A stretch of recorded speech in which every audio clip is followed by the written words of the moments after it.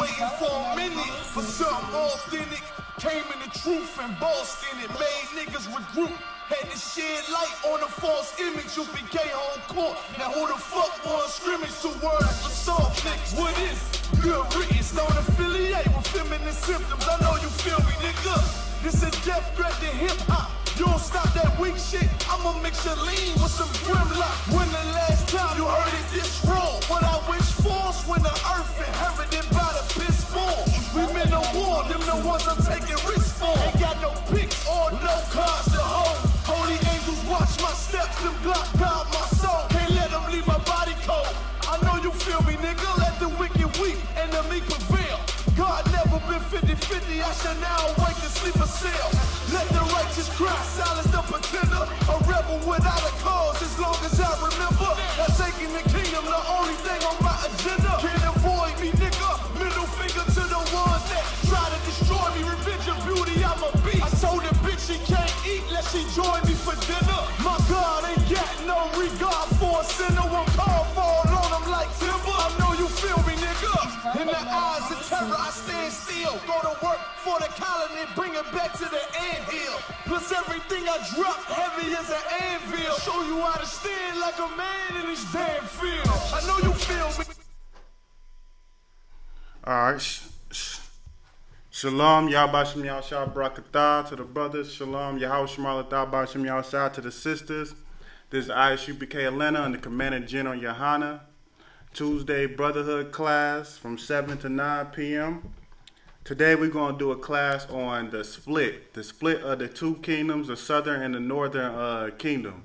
You understand? Last week we did a class on like the Gentiles to show you that when it says Gentiles, it's talking about Israel. So now we're going to go back in the Old Testament to show why things was, how we end up getting cut off from our heritage to where Christ had to come and put us under a new covenant. You understand? So I want to go ahead and get into the Old Testament on the split of the 2 kingdoms, and it also proves to you or shows you why, like even today when you go out, that the northern tribes and the southern tribes always have like some type of beef between each other. You know, the Mexicans don't like black people, or you know what I mean, the Latinos don't like black people, and vice versa. Black people don't like Latinos. So I wanted to go ahead and get into that today. We're going to start off with 1 Kings chapter 11, verse 1. If you could pull that for me, 1 Kings chapter 11, verse 1.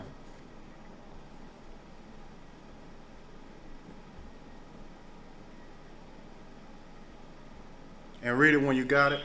Come on, one moment. All right, no sweat. Yeah, because it's important to know, you know what I mean, our history. It's important to go back into the Old Testament, because you got a lot of people, you know, Christians, they don't go to the Old Testament. But it's very important to go to the Old Testament, because that's how you learn a lot of things, you know what I mean, of what happened when we did certain things, so you'll know not to do it again.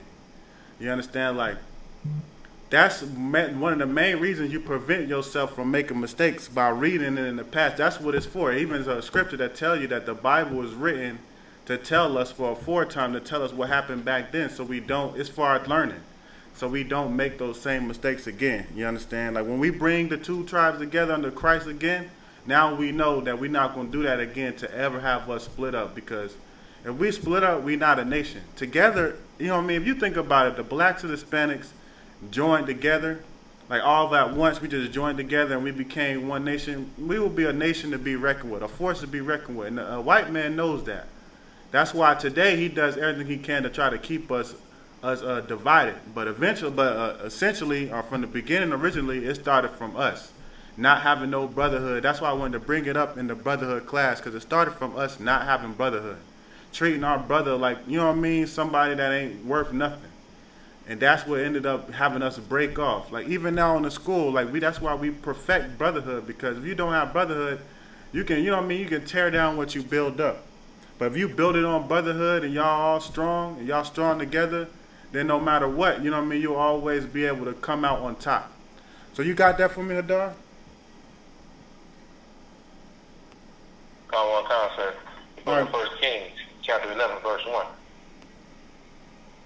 But King Solomon loved many strange women, together with a daughter of Pharaoh, women of the Moabites, Ammonites, Edomites, Sidonians, and Hittites. Right. So it says the original split started with King Solomon.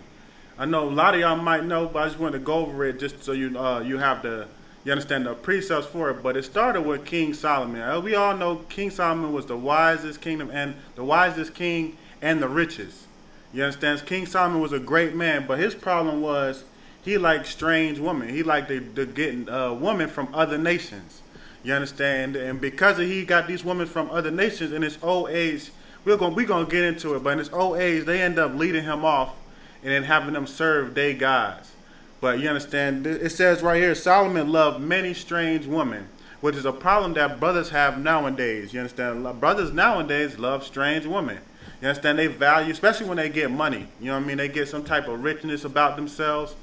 They love grabbing them a white woman. They think that, you know what I mean? Oh, I'm rich, so I don't want no black woman, no gold digger black woman after my money, as if white women can't be gold diggers. You understand? Like, that's how they got it in their mindset. You understand? As if a white woman can't destroy you. Just ask Tiger Woods, you know what I mean? It's plenty of brothers out there that got a white woman thinking that they doing better because they ain't got to deal with no loudmouth sister, but the white woman end up taking way more than them from them than a sister would. You understand? The white woman gonna leave with half if she leave you. It's a guarantee. The judge gonna rule in her favor just cause she white. You understand? But that's what a lot of people do. They like to get them an Arab woman thinking that they coming around with something foreign, something nice. Like, yeah, I don't got a nappy head sister Salakia, but you know what I mean? That's how they try to think. That's how they like strange women. You understand? They don't like the natural beauty of a sister. But keep going.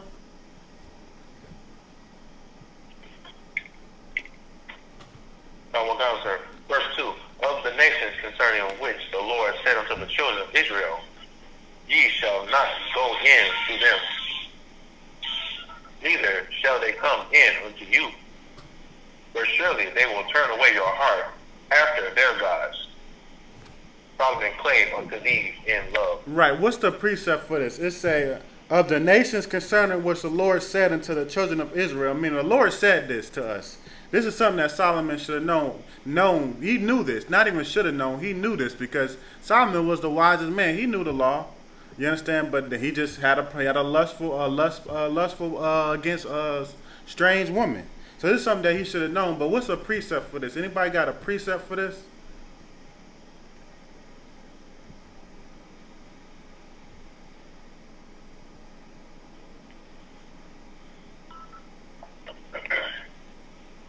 Nobody have a precept for this? Con. Yeah, go ahead. Salakia, sir. I have first Idris, I think 69. Right, that's a good precept. I know which one you're talking about. But I'm looking for another precept. I'm looking for a precept in the old. Deuteronomy. Yeah, go ahead. Salakia. Deuteronomy 7 and 1 through 3.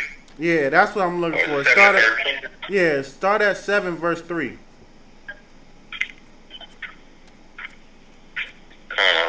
Sir.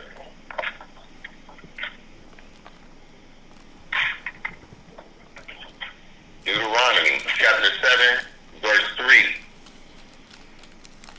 Neither shalt thou make marriages with them. Thy daughter thou shalt not give unto his son, nor his daughter shalt thou take unto thy son. Right, you understand? And this goes both ways. Because I was on Facebook the other day, and I don't really get into debates or argue with people. Like, that's beyond me. It's no need for it. I advise you, once you become an officer, you know what I mean, you able to teach, to just stay away from Facebook. It's a whole demon in itself. Like, I strongly urge, I beseech you to just stay away from that Facebook. Don't argue. You know what I mean? You can put a verse. You can try to show somebody. But then, you know what I mean? Once it get too far, you just shalom. You know what I mean? It ain't worth your time. It ain't worth your energy. You might get worked up and get mad, get angry, offended. You know what I mean? Whatever. But I was talking to them, and, you know what I mean? There was a sister that seen this and thought, what about the dudes? Like, okay, well, women can't be with other men, but what about men? You understand? Why men love strange women, and she's correct. You know what I mean? That was correct. Men love strange women. So it's up to a man also, not just women, because people think that it's so you know what I mean. People think it's just on women, or they might emphasize it on women a lot more than men because, as you know what I mean. The seed comes from the father. So if a woman goes with another man of another nation, then the child that any children that they have is going to be of that other nation. So that's what they'll look at that and think that that's more significant. But it's also significant about men not getting strange women either, because the men get a strange woman and now you off serving their God. It's only natural. Why is it only natural for you to, if somebody got a strange woman, for you to start serving their God? Like why is it only natural?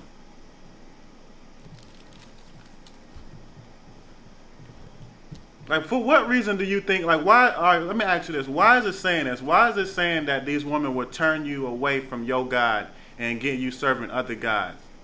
Why did it say that? Like, if he's saying don't do it because this will happen, why will that happen? So like yes, sir. Go ahead. Is through the art of seduction. Well, that's how they're going to do it, but why would they do that? So like yes, sir, to rule over you. That's true, too.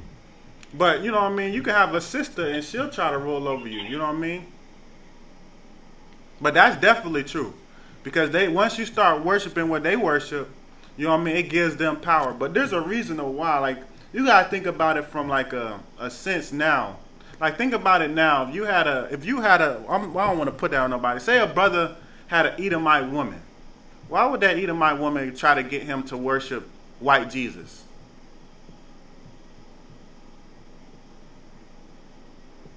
So like yes, sir. Go ahead. Cause she worship white Jesus. Well, yeah, I mean, obviously, but why is she, you know what I mean, why would she do that? Like, that's true, yeah, we know she worship white Jesus, but why would she want to do that, though? Why would she care about what you worship? It's probably a hard question. It's probably a hard question, so I'm going to give probably a couple more people a chance. I know it's a hard question. I'd be surprised if anybody get it, but go ahead. Yeah, she basically just want to merge their belief. She want to bring in the pork eat, and she just don't want to follow his original culture. And why wouldn't she want to follow his like original? Christianity just want to merge it. That's true, and you onto it too. But why would she not want to follow his culture? Salaki, sir. Go ahead. Because she believes her culture is greater than ours. No, I'm gonna just say it. She don't want to follow his culture because what does his culture say? His culture say that she's going into captivity.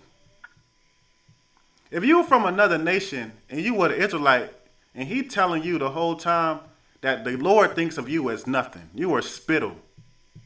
You understand? You going into captivity, you should be under me. You think she gonna want to follow that? You think if a sister's with a man and that's what they telling the man, they gonna want to follow that? No, but what are they gonna try to get you to follow? Allah. Christ, because when you follow Allah and Christ, what happened? You can be saved no matter who you are. God loves everybody in their nation. Long as you worshiping that, God loves everybody. But in ours, you can try to worship the Most High, but if you a heathen, you a heathen. And that's how the Lord sees you. You ain't about to get no kingdom. That's why they'll turn you away. Because you a sister in there listening to, not a sister, but a heathen in there, you know what I mean, following you, and you start bringing the Bible out, start teaching her some Hebrew Israelite culture, she gonna be like, well, I gotta get on my knees and kiss your boots. No, white Jesus love everybody. They gonna start getting you try to follow their nation, man. It's only natural. You understand? Because in our nation, you a second-class citizen, but in their nation, they put on a facade, a front, that everybody can be saved. That we all one people, kumbaya. That's why they would do that. You understand? But keep going on that, young man, L. Read verse 4. One concept. Deuteronomy chapter 7, verse 4. For they will turn away thy son from following me, that they may serve other gods. So will the anger of the Lord be kindled against you, and destroy destroy thee suddenly. Right, keep going. Kind of on concert. Verse 5. But thus shall ye deal with them. Ye shall destroy their altars, and break down their images, and cut down their groves, and burn their graven images with fire. Right, that's what you're supposed to do. You're not supposed to be getting with them, man. You're supposed to be tearing down everything, all their graven images, their idols. You're supposed to be tearing all that down. Because you're supposed to be worshiping the Lord. You're not supposed to be worshiping these other nations. You understand? Worshiping what they worship. Worshiping a God that believes that everybody can be saved. You understand? That God loves everybody. You understand? You're not supposed to be doing that. But that's what Solomon was doing. We're going to go back to 1 Kings. Shalom, Lord Christ. Who just chimed in? Is Quint, you doing Tawab, man? Yeah. Yes, sir. It's just you today? I also am a real Okay. too. Okay, I got y'all both down. Just place your phone on. You got any questions or comments? Take it off. Say Salaki. We'll get you in here. But yeah, I got both of y'all. The water for calling in. All right, go to where we was at? We was at 1 Kings. Let me see. Go to verse 3. Read verse 3 for me, Hadar. The book of 1 Kings, chapter 11, verse 3. And he had 700 wives, princesses, and 300 concubines, and his wives turned away his heart. Right, you understand? That's why you wasn't supposed to be getting women from other nations, because it's only natural that they'll turn your heart away. You understand? That's what they're going to seek to do. They're not going to look to follow a God that tells them that they are spittle, man. That the Lord don't care about them. You understand? They're not going to want to get with that, especially when you in their kingdom. You understand? We in the kingdom to where their people is looked at to be greater than yours. So why would they want to delegate themselves to a belief that they lower than you in their kingdom? It's just not going to happen. You understand? That's why you should save yourself the headache and get with a sister. And it's so crazy because even when you talk about sisters, you got sisters from 12 tribes, all the best looking sisters on the earth. You understand? None of the nations can compete with a sister. But yet you think that this other nation is going to be more subservient to you. Well, really, you're going to be serving her, man. You understand? You get with a white woman, you that white woman's pet, man. Like you thinking that, she serves me and she more submissive and I'm over her and I don't got to deal with her back talking. The reason why it seems like that is because you serving her. She ain't got no need to do that because you already done bowed down and, you know what I mean? You serving her. You doing what she tell you to do. Worshiping her God. Going to her churches. You know what I mean? Around her functions. Around white people. That's why she don't seem like she, you know what I mean? That's why she might not seem like she aggressive and over assertive and stepping over you. You already done, you know what I mean? Bow down to her. You understand? And that's what's so sad, man. It's sad to see brothers do that because it make no sense. You understand? And then the minute that, and you know this because the minute that you do something wrong, she's calling the cops on you. She's jeopardizing your career. She's doing the worst that you know what I mean, anyone could do. Only now sisters is doing that because they following after the white woman. That's why sisters doing it now. It's not because they originated it. It's because they just following after the white woman. They said, well, the white woman can do it, then hell, I should be able to do it too. That's the type of mindset that the sisters is getting now from white people. But naturally, that started with the other nations. That's the things that they do. You know what I mean? So keep going with that. Verse 4.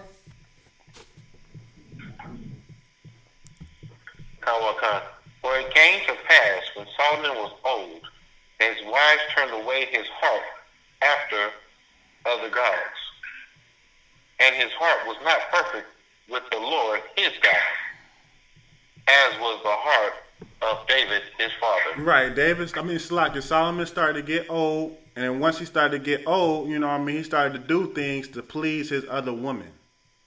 You understand? That's why that they not nagging no more. That's why they don't, you know what I mean, back talk you no more. Because now you doing things to please them.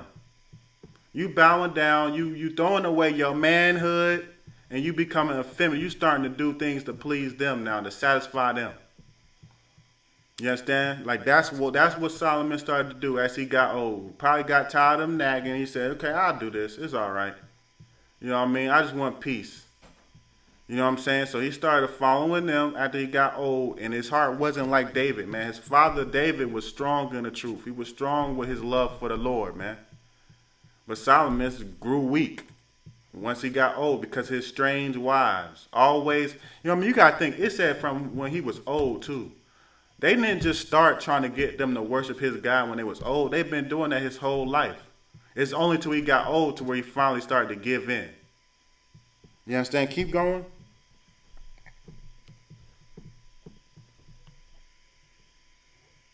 We on verse. For Solomon went after. Oh, go ahead. The book of 1 Kings, chapter 11, verse 5. For Solomon went after Ashtoreth, the goddess of the Sidonians, and after Milcom, the abomination of the Ammonites. And Solomon did evil in the sight of the Lord, and went not fully after the Lord, as did David his father. Right, so that's the Zidonians, the Canaanites, the Africans. He had African women, the Ammonites, the Japanese. Keep going. Verse 7. Then did Solomon build an high place for Chemosh. Real quick, Salaki, if you know what Ashereth is, that's the goddess of fertility. That's where all the strong, powerful women in, like, you know what I mean, the comic books come from, like Wonder Woman and what's the Xenon, the Amazon, whatever. That's where that strong empowerment women, like feminists, derived from Asheroth, that type of woman empowerment. That's the type of guys that they serving, man. That shows you that this is what was going on. You understand? They was making him submit to them. They wasn't being submissive. They wasn't, you know what I mean, following him and, oh yeah, I'm just gonna be just like how black people think now when they get white women or Arab women.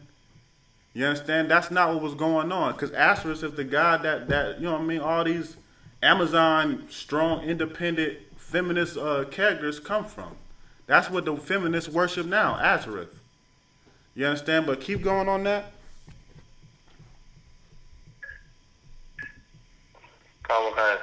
Verse 7. Then did Solomon build an high place for Chemosh, the abomination of Moab, in the hill that is before Jerusalem.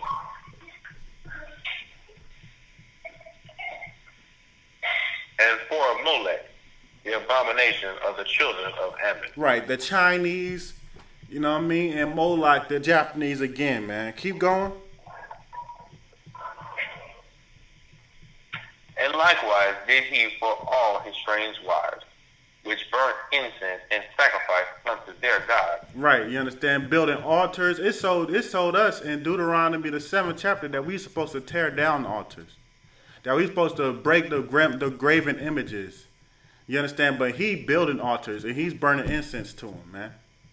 You understand? That's what Solomon was doing. So of course the Lord gonna be angry. He told him not to do it, and he did this. You understand? He's the king, man. So you gotta understand, if he the king doing it, then why would somebody under the king think that it's wrong to do? They was doing the same thing too. You mean they following the king? You see a king, you like, well, if he can do it, then I might as well be able to do it too. You know what I mean? Keep going on that. We have verse 9. The book of 1 Kings, chapter 11, verse 9. And the Lord was angry with Solomon, because his heart was turned from the Lord God of Israel, which had appeared unto him twice. Right, you understand? I mean, the Lord coming to Solomon telling him, like, you know what I mean, you're not supposed to be doing this. What are you doing? You know what I mean? Like, the Lord's trying to check him. Solomon didn't listen, though. He listened to the woman over the Lord. That's what happened when you get woman that's not a sister. You a brother and you with a woman that's not a sister. You won't listen to the Lord. You'll listen to that woman. You understand? You went into it with the mindset of she was so great. She's greater than all the other sisters. Why not listen? You know what I mean? You go into that mindset holding her in high regards like you hold the Most High in regards. And then when it comes down to it, she bickering. She arguing, let me just do this. You know, let me just submit. And now you holding the woman over the Lord, man. Don't do that, man. Don't do that. Keep going. and had commanded him concerning this thing, that he should not go after other gods. But he kept not that which the Lord commanded.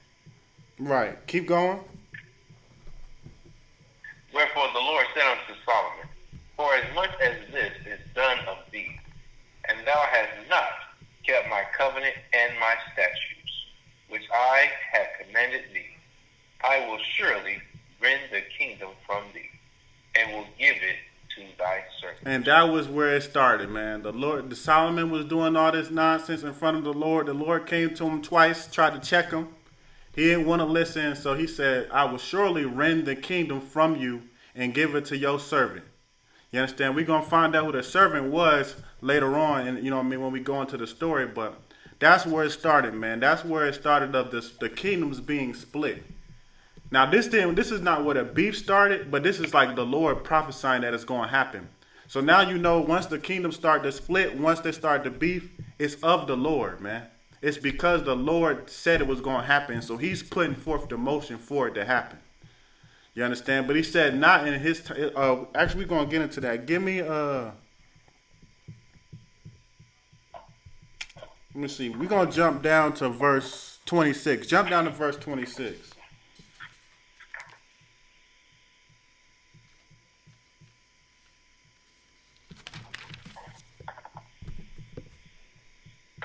The book of 1 Kings, chapter 11, verse 26. And Jeroboam, the son of Nebat, an Ephrathite, Zerada, Solomon's servant, whose mother's name was Zeruiah, a widow woman, even he lifted up his hand against the king. Right. So we got Jeroboam, he, an Ephrathite, meaning he was an Ephraimite, a Puerto Rican. This is the one that was going to be given the 10 kingdoms of the northern tribe. You understand? But he started to lift his hand up against Solomon. You understand? We're going to get into read the next verse. We're going to read why he started to lift his hands up against Solomon.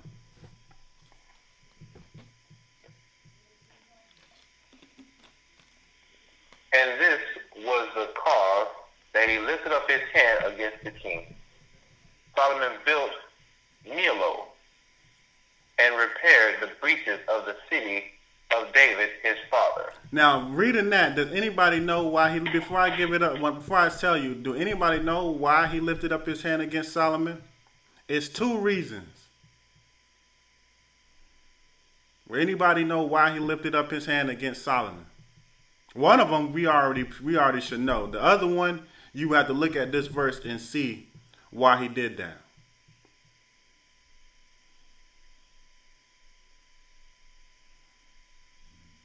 It's a hard question, I know.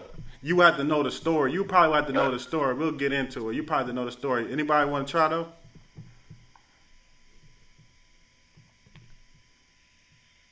All right, no sweat. The first one. You said. Sir. Oh, go ahead.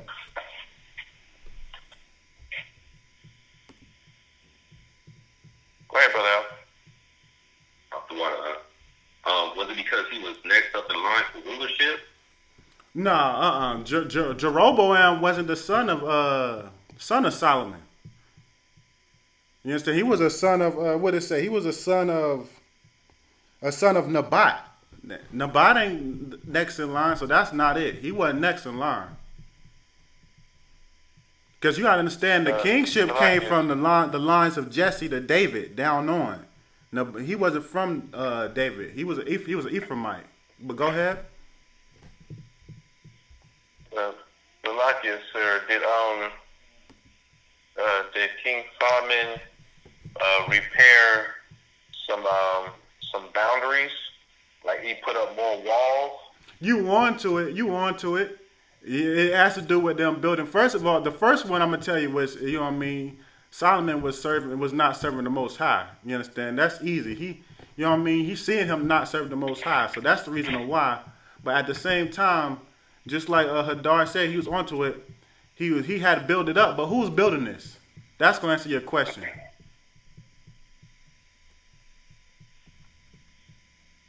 Like he built the walls up, you right? You understand? He was building the walls, but who was building it?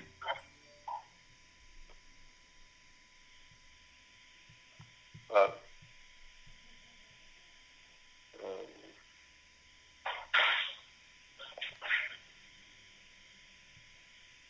Slovakia, sir. Go ahead. Is this Milo another god? No, that's an area that's an area where they at. I'm gonna just tell you, it's the northern tribe that's building this, man. You understand? He put the northern tribe to work. You understand? Now they building the walls up, repairing them, but it's vigorous work. It's like, you know what I mean? Think about it when we was in Pharaoh, we was in Cairo building up Cairo. It's vigorous work. You understand? What you need to keep in mind, that's why, you know what I mean, that was one of the reasons of why he started to go up against him. Because you putting us to work, you getting the northern tribe to do all this work while all y'all in the southern kingdom is chilling. Which causes tensions between the two tribes. You understand? Keep going on that.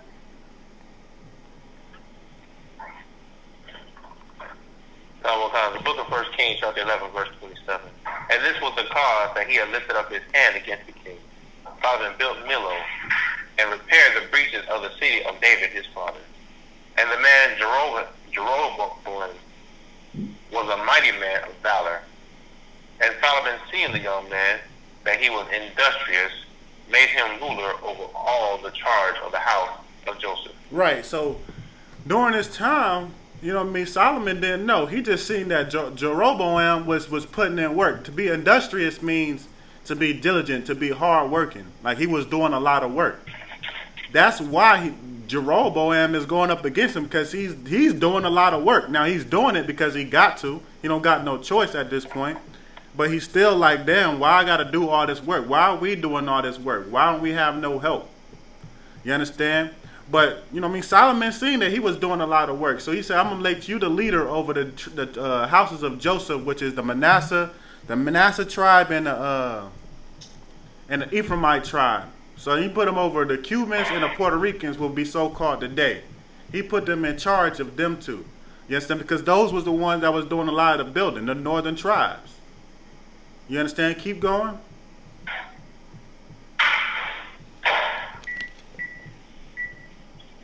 And it came to pass at that time when Jeroboam went out of Jerusalem, and the prophet Ahijah the Shalamite found him in the way, and he had clad himself with a new garment, and they too were alone in the field. Right. So you understand? Jeroboam went out in the field, and the prophet Ahijah, you understand, he came across him, and when he was on him, he already had a garment on, but he put another garment on when he came out to Jeroboam in the field. Keep going. And Ahijah cut the new garment that was on him and rent it in 12 pieces. Right. So he took off the new garment that he just put on. He took it off, he rent it off, and he started tearing into 12 pieces. Keep going.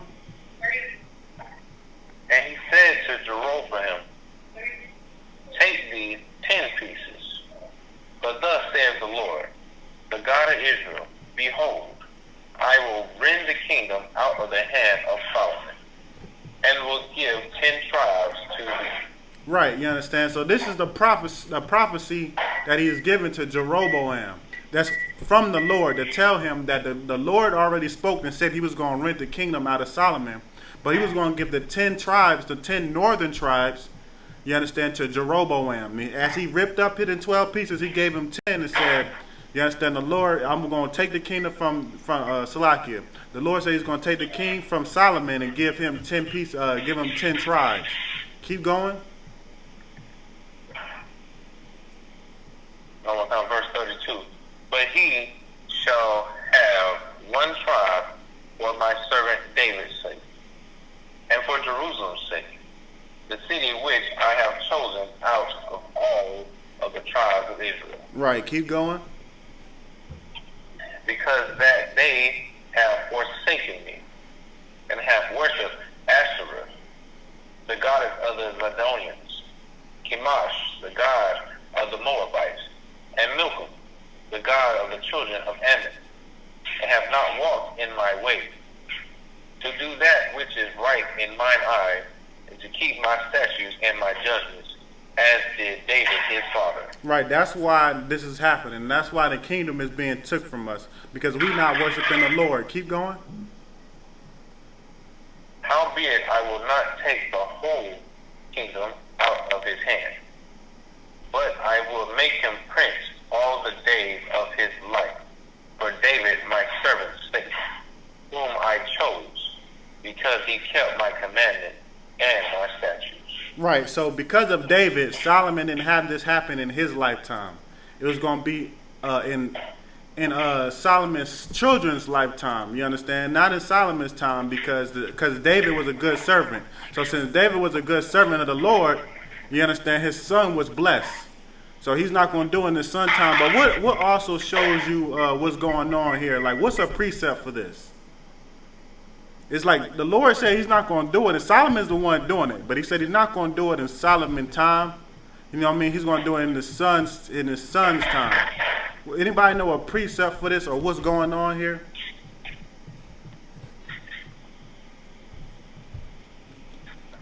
I'll just give it for time's sake. Go to Exodus. Give me Exodus 34 and 7. Hold that and give me Exodus 34 and 7.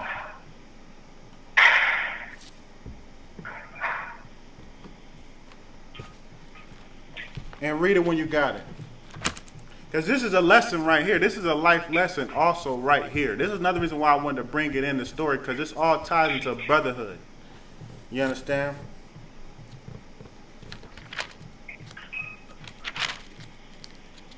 Right. God comes the book of Exodus chapter 34, verse 7. Keeping mercy for thousands, forgiving iniquity and transgression and sin. And that will by no means clear the guilty, visiting the iniquity of the fathers upon the children, and upon the children's children, unto the third and to the fourth generation. Right. That's why you need to make sure what you're doing is correct, and you being careful on what you're doing, because what you do can affect your children, man. You understand? With the sins that you commit, you might not even suffer it through your lifetime. You might have an easy lifetime. But because of your sins, it's going to be put on your children, man. You understand? Like Solomon was the one that committed the sins. But Solomon got to live a good life with all his strange woman, his 1,000 women. You understand? Riches, I don't know what. He got to live his life. But in his sons, the kingdom got torn from him. You understand? That's why you can't be selfish and only be thinking about yourself. You got to be thinking about your children too. It even goes into, I think it's in Luke, where, you know what I mean, Christ came across the blind baby and was like, and they asked, did he or his father sin? That the reason why he's blind? You know, Christ said neither. It was to show Christ's power to heal him. But the fact that they said that it wasn't his parents, you understand? You can do something that cause your child to be blind. You can do something to cause your child to have some type of problems, man. That's why you got to watch what you're doing. Because what you do can affect your children. Just like Solomon, what Solomon did, if it affect his son Rehoboam. You understand? But let's go back to 1 Kings.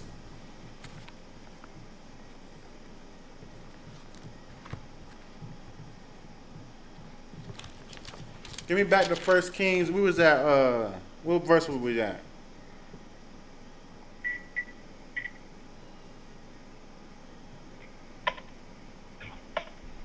Yeah, give me verse 34. Give me verse 34. Read verse 34 again. The book of 1 Kings, chapter 11, verse 34.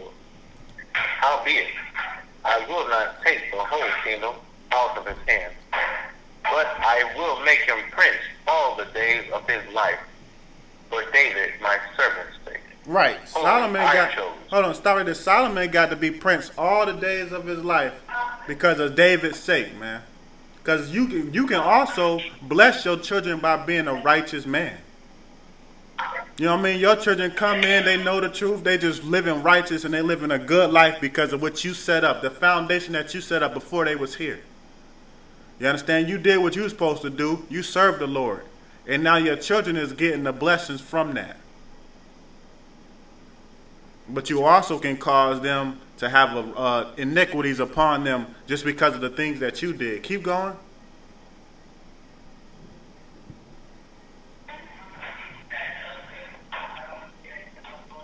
Because he kept my commandments and my judgments. Right. Verse 35. But I...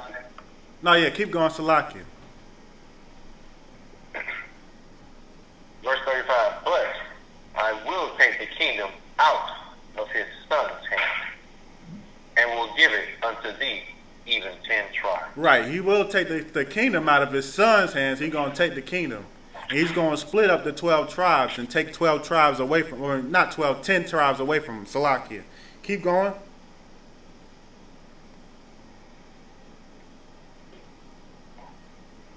And unto his son will I give one tribe, that David my servant may have a light always before me in Jerusalem, the city which I have chosen me to put my name there. Right, but he will keep the tribe of Judah, which we know as, predominantly the black Americans here in America today. You understand? The Negroes. But he said he will give him one tribe. He will have, you understand, the black, Salakia, the tribe of Judah, which later on Benjamin ended up coming, with the Judah too, the Judites too in the southern kingdom. And then also Levi, but Levi wasn't always with, first of all, at this point in time, Levi wasn't a tribe. It was still the tribe of Dan. Levi didn't become a tribe until later. But you'll see, I could bring out a verse to why Levi ended up going down to the southern kingdom, because at first they was with the northern kingdom. But we're going to get into that later. But keep going on that. Give me the next verse.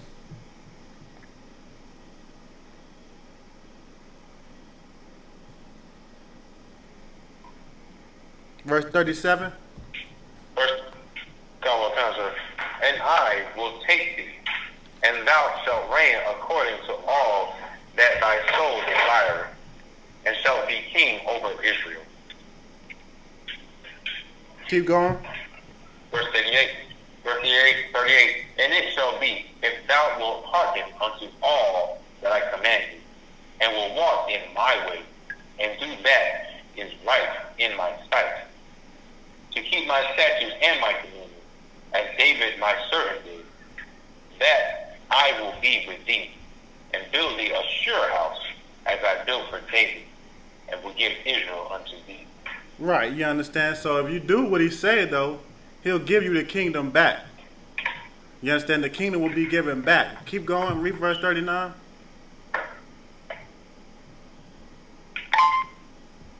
Shalom on Christ. Who just chimed in?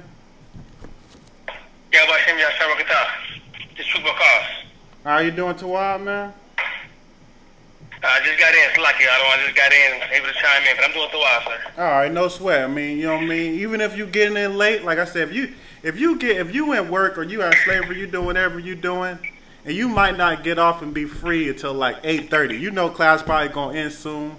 Still call in and give that Lord that 30 minutes of your time, man. It's worth it, you understand? Don't just think, oh, well, I'm gonna be late. I don't want to call in late. Still call in, man. Still call in and give the Lord the time that you can give him, because it shows that you diligent, that you actually want it. You know what I mean? You doing the best you can. Sometimes you got to work late, but that don't mean that you can just, all right, well, that's the day off. You understand? But the water for calling in, we have 1 Kings 11 and 38? 39. Read 39 for me. 39, sir. God will answer. The book of 1 Kings, chapter 11, verse 39. And I will build for this afflict the seed of David, but not forever. Right. So we were supposed to only be split for a while, but not forever. But I'm gonna probably give this some summary for time's sake. But it was only supposed to be for a while that the 10 tribes were supposed to be away from us. Read verse 40. Solomon sought therefore to kill Jeroboam, and Jeroboam arose and fled into Egypt unto Isupk, king of Egypt, in Egypt until the death of Solomon. Right, you understand? So once Solomon heard this, the prophecy, and he knew that the kingdom was going to be torn from his son, he sought to kill Jeroboam, meaning sending assassins after him. And Jeroboam, seeing this, he left, man. He fled to Egypt. You understand? The Lord put the spirit on him to flee to Egypt and run away so he don't get killed by Solomon. Because Solomon thinking in his mind like, okay, well, if I kill him, then this won't happen. My son can keep the kingdom. But it's of the Lord. That's how you know that at this point Solomon wasn't following the Lord. Because he should have known that if it's of the Lord, it's going to happen. You can't think that the Lord prophesied to happen and it's not going to happen. You understand? Then you losing faith in the Lord. You understand? Like people, like you got a lot of people who say they Israelites. It's probably the Yehuda, you know what I mean, Yeshiva, whoever, you know what I mean, whatever type of, you know what I mean, name that they calling the Most High. They think that the 400 years is this is the 400th year, and after this year or before this year is over, the Lord gonna come back. Well, what's gonna happen when the Lord don't come back this year? Y'all just gonna lose faith? Like, you know what I mean? You got a lot of people thinking that this is the 400th year. It's after this, we done. The Lord coming back. You know, I think Kodak even made a song last year that said they got one more year or something like that. So what happens when this year passes and things get worse? You understand? That's not having faith in the Lord. You trying to time when the Lord gonna come back. You should just have faith that you're gonna serve the Lord until he do come back. You can't time the Lord, man. You understand? You can't prevent it from happening too. A lot of people, I'm telling you right now, a lot of people is gonna turn back Christian. They already a Christianite, but they gonna turn back full-blood Christian after this year is over because the Lord did not come back. I feel bad for them. You know what I mean? But give me we're gonna go to the 12th chapter. Give me the 12th chapter and start at verse 2.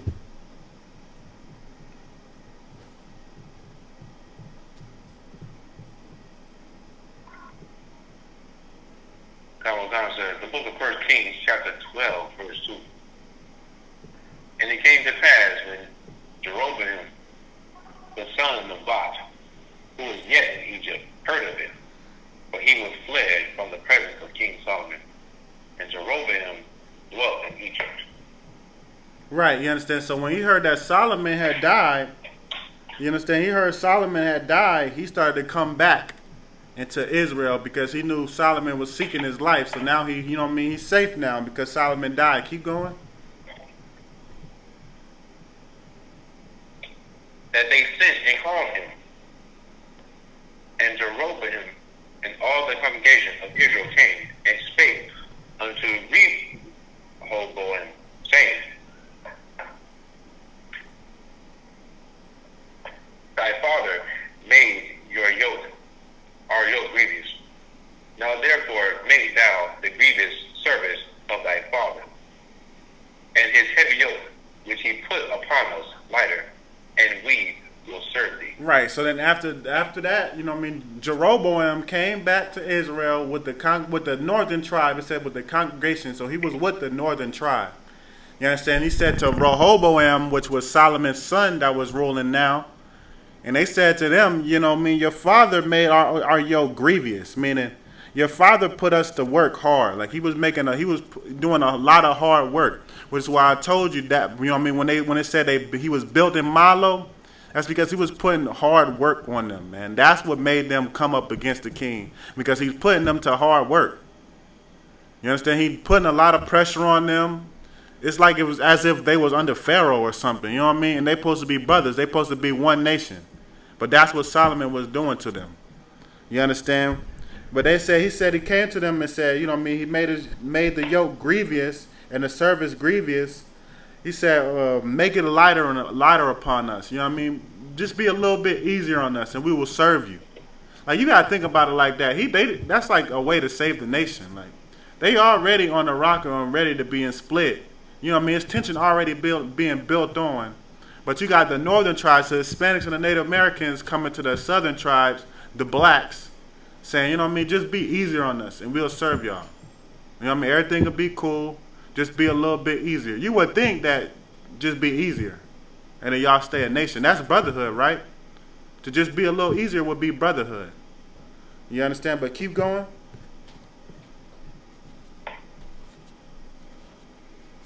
Verse 5, and he said unto them, Depart yet for 3 days, then come again to me. And the people departed. Right. So he told the northern tribe to leave for 3 days, and in this 3 days he's gonna get counsel. And he said, come back after 3 days, and then I'm gonna have an answer for you. You know what I mean? Keep going. And King Rehoboam consulted with the old men that stood before Solomon his father while he yet lived, and said, How do ye advise that I may answer these people? Right, so Rehoboam went to the elders, the ones that was the council for Solomon. And you know, I mean, you would think that they would know what they was talking about because they seen what Solomon did and they see what's going on now. Like they have experienced it all. You understand? So he went to the elders and said, what should I say? You know what I mean? Ask the elders, what should he say in response to what they said? Keep going.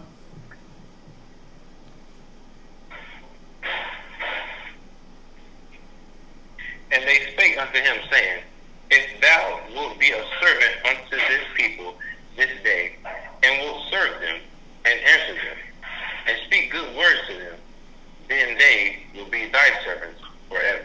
Right, you understand? He said, if you will be a good servant to them, and serve them, and be a little bit easier on them, you know what I mean? Get them what they ask for, man. You know what I mean? They coming to you in a respectful manner, asking them, you know what I mean? Please just be a little bit easier on us, and we'll serve you, no problem. You know what I mean? And they told him, what do they? You know what I mean? The elders, Solomon council, or the elders, they told him, yeah, you should do that. You know what I mean? And they'll serve you forever. Your whole time you live, you will have the 12 kingdoms. They will serve you. You understand? Why is it important to listen to your elders? Why is it important to ask your elders, your fathers, about certain things? Anybody got a precept? Why? Because it's very important to ask your fathers about the things that they went through. You understand? It's wisdom in age. You understand? That don't mean to say that every old person is wiser than you. But they got some knowledge that you don't know because of a young age. They lived through life more. They lived through different times. So they'll be able to tell you. What's a precept for that?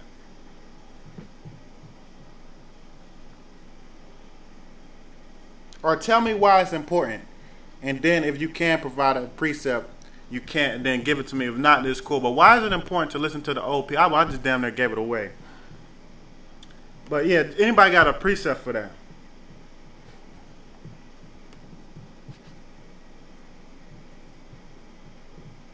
Well, I know we got some Bible readers in class, man. I know y'all be reading the Bible up and down, man. You ain't got no precept for it?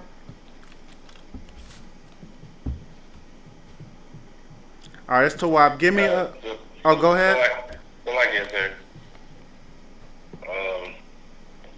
I'm not sure if this is the precept that you want, but if we go into Proverbs chapter 1, verse 5, that a wise man will hear and will increase learning, and a man of understanding shall attain unto wise counsels. Right, that would be a great precept for it. That's not the one I'm specifically looking for, but that's a great precept because a wise man, you know what I mean? You understand? You listen to if he would have listened to the elders, then he would have been wise because that's wise counsel. But he didn't want to be wise. He wanted to show his power. You understand? He got power hungry. But that wasn't the one I was looking for. But that's a good precept. Give me Deuteronomy 32:7. Now, it's not Jeremiah 6:16. I'm looking for Deuteronomy, specifically Deuteronomy 32:7.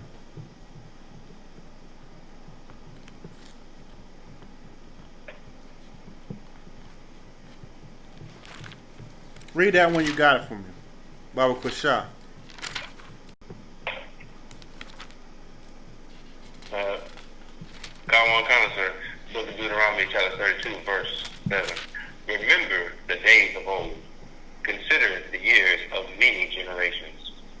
Ask thy father, and he will show thee, thy elders, and they will tell thee. Right, you understand? Remember the days of old, you understand? That's like us nowadays, you know what I mean? That's why you gotta look at, you gotta, like anytime somebody asks a question, first thing you wanna do is look at the verse and see what the verse is talking about. The second thing you should do is try to relate it to your times that you in now. Why would now it be important to ask your fathers? Because they know about slavery. You got black people nowadays, they, like, it's sad, but they low-key trying to forget about slavery. Like, they'll tell you it's a thing in the past. Oh, that happened. Not all white people are like that. You know what I mean? You already know the white people going to tell you that because they want you to remember it. But you got black people now that's just acting as if it never happened, man. They only care about slavery when the white man start talking about reparations. You know what I mean? When the white man mentions some money about paying back us in slavery, then they be like, oh, we did go through slavery. Yeah, you should give me some money. But you know why they'll take that money? Because they'll use that money and just keep forgetting about it. You know what I mean? They looking in their mind like once they, you know what I mean? You got to think about it. If the white man gave us reparations, some black people were so broke. I mean, not broke like as in like physically no money. I mean like just broken down, like they broken apart, torn down. You know what I mean? Just, you know what I mean? They just don't know nothing, man. We you know what I mean? They just ripped up. You know what I'm saying? Not physically like money-wise, but broken like spiritually. Some of us so broken spiritually, we'll take the reparations, and now we can't even use the slave card no more. It's as if like it's like, oh well, they paid us back. You know what I mean? You got black people like, well, man, that man racist. Da da da da. Nah, they gave us reparations. They paid us back. It's equal now. It's an equal slate. You know what I mean? Like that's how broken our people are. But that's why you got to remember the days of old. And you know what I mean? Even the white man knows this, because the white man will make you remember 9/11. They'll make you they still paying reparations to the Holocaust. Like, you would think that they damn, you know what I mean, they reparations for the Holocaust will be over. How much they still pay them a certain millions of dollars every year for what happened in the Holocaust. That only happened for like a year. The Holocaust was just like a year or two, maybe two. You know what I mean? And they still getting reparations to this day, meaning that they still remember their people. You understand? But that's why you got to remember what happens to you. Remember the days of old. If Rehoboam would have remembered what was going on in Solomon time, he would have knew that, okay, maybe I should make this easier. That's why the elders said that. Read that verse again.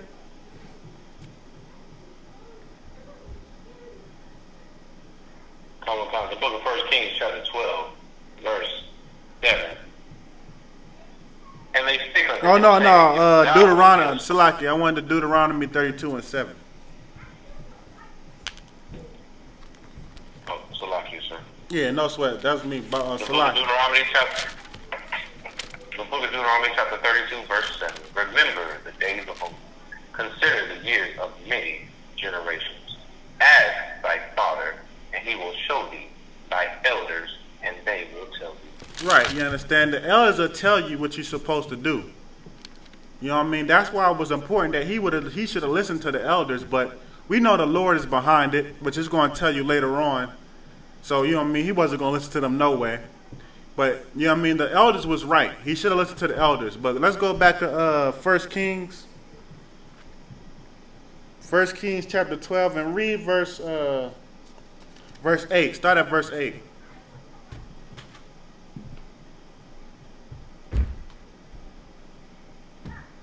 Come on, time. And they spake unto Salakia. But he forsook the counsel of the old men, which they had given him, and consulted with the young men that were grown up with him, and which stood before him. Right. He forsook the counsel of the old men and went to his homies. You know what I mean? The ones that he grew up with. You know what I mean? The ones that he knew as a child all the way up until now. You know what I mean? Grew up into royalty. That's the ones he listened to. You know what I mean? The ones that just pretty much is just like him. You know what I mean? That you don't know. You're not experienced. You don't know the knowledge of things yet. You know what I mean? That's like, you know what I mean, your father. That's like even nowadays, you know what I mean, if you're not in the truth, you listen to your father. Your father tell you, well, don't hang out with them, you know what I mean? I don't want you on the corner street selling drugs and da-da-da-da. But, you know what I mean, you don't listen to your father. You say, forget your father. And your homie say, hey, man, we going to go out and make $1,000 a day. So then, you know what I mean, you listen to your friends. And you go out there in the corner and then something bad happens. Because you forsook the counsel of your father. You've forsaken the counsel of the elders. You understand? Keep going.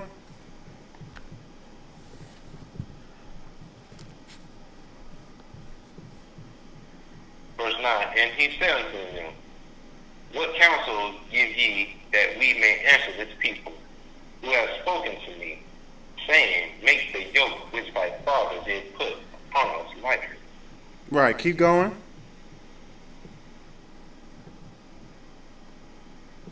Verse 10, and the young men that were grown up with him spake unto him, saying, thus shalt thou speak unto this people that spake unto thee, saying, thy father made our yoke heavy, but make thou it lighter unto us. Thus shalt thou say unto them, my little finger shall be thicker than my father's loin. What did he just say? Right? What did they tell him to say right there? What did they just tell him to say? This is another verse how you know the Bible was written by blacks, Hispanics, and Native Americans, because it's slang that only black people use. You've never heard a white person say anything like this, but you hear black people use it all the time. What did he just say to him? Yes, sir. Go ahead. He basically just said he's going to make the work harder than what his father made it. That's what he said, but I'm talking about, that's true. That is exactly what he said. That's exactly what he said. But I want you to go ahead. Now, I don't know if I'm reading into this wrong, but it looked like he said, my little finger shall be bigger than my father's member. That's exactly what he said. Like it's a representation of I'm gonna put the work on you harder. You know what I mean? But he's saying, you know what I mean? This my thumb, my little pinky, my finger right here is gonna be bigger than my father's nuts, man. Like you know what I mean? His loins. You know what I mean? My father was a a punk. That's what he's saying. My father was a punk.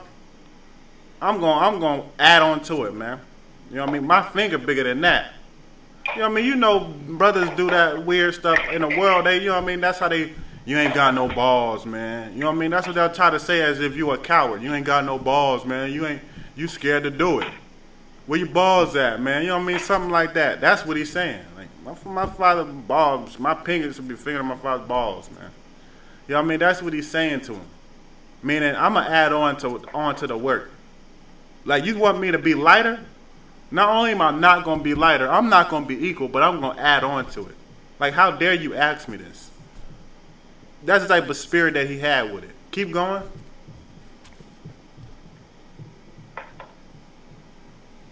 Verse 11, and now whereas my father did lay you with a heavy yoke, I will add to your yoke.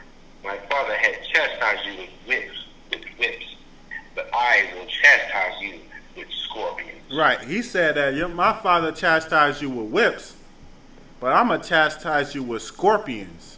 So not only are you going to be getting whipped, but now you're going to be getting stung. You know what I mean? Scorpions got stingers. Now you're going to be stung, and when you get stung by a poisonous scorpion, you die. Meaning, oh, my father was just beating you, but now I'm about to kill you. You know what I mean? Now I'm about to be that much harder, man. Whips, I got scorpions now. Just because you asked me, just because you came to me in a respect, and it's like it's crazy because they came to him in a respectable manner. It wasn't like they was trying to force his hand. They said, you know what I mean, please, just make it easier on us and we'll serve you. It's not no like, oh, you know what I mean, aggressive type mode, but that's what the younger man told him to say. And of course he listened to the younger man because those was his boys that he grew up with. So, you know what I mean, he trusted them more. Say, I don't know these old men, but I know my boys, you know what I mean, they got my back. We ride or die, you know what I mean, you whoop-de-whoop, all the nonsense that people do today. Keep going on that.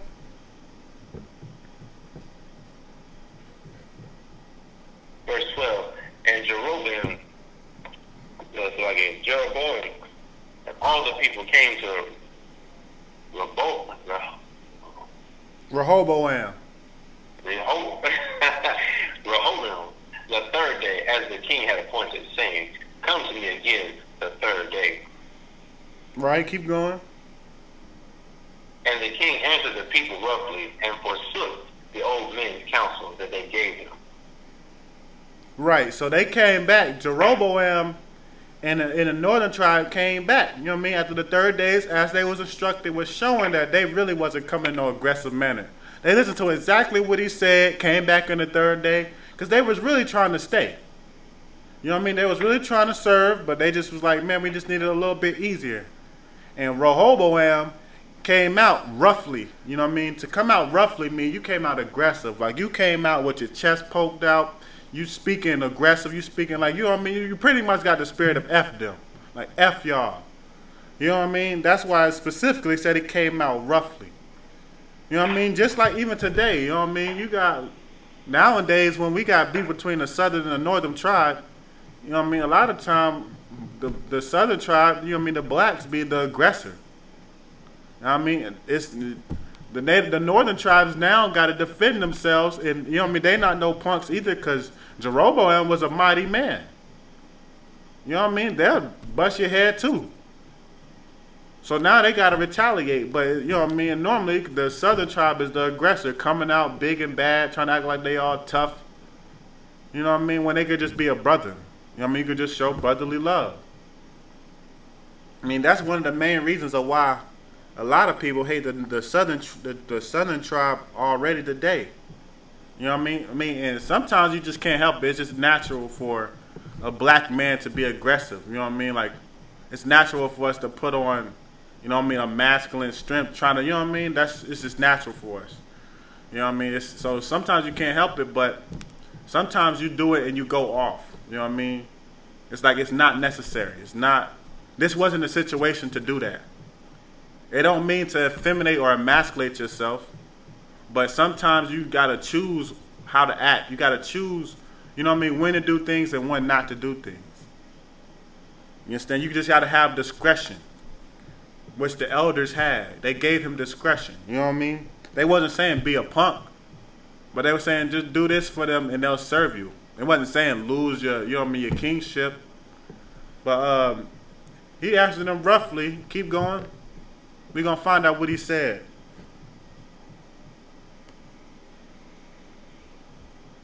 Verse 14. And spake to them after the counsel of the young men, saying, My father made your yoke heavy, and I will add to your yoke. My father also chastised you with whips, but I will chastise you with scorpions.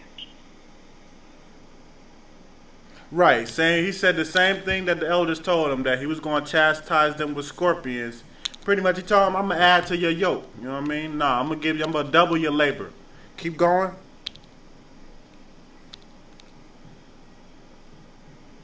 Therefore the king hearkened not unto the people, but the cause was from the Lord, that he might perform his saying, which the Lord spake by Ahijah the Shalamite unto Jeroboam the son of Nebat. Right, so this was of the Lord. You understand? This is something that the Lord orchestrated and the Lord had his hands in. This is why it happened. This is why he forsook the counsel. Because it said, wherefore the king hearkened not unto the people, for the cause was from the Lord. Anybody know what that means?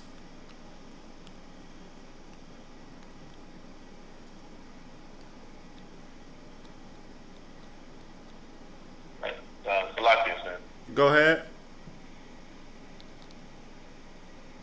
Is it similar to when Pharaoh's heart was hardened against Moses? It's exactly similar to that. That's exactly what I was looking for.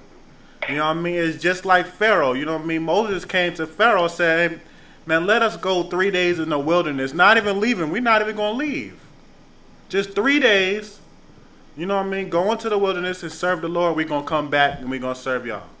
We just need, let's just give us 3 days. And the reason why the Pharaoh didn't do it, because the Lord hardened his heart, man. The Lord put a spirit on Pharaoh to not do that. The Lord put a spirit on Rehoboam to do that. You understand? And you can even, I would even accept it, or anybody got another one. What's another precept for this? Yeah, like Pharaoh, he hardened his heart. That's exactly correct online. I see you. What's another precept for this one, though? There's one more precept that's in there that I will accept as well. It's another one.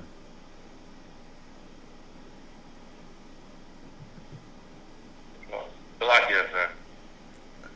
Nobody else want to try? I hear you, though. I'm going to get you in here, but nobody else want to try?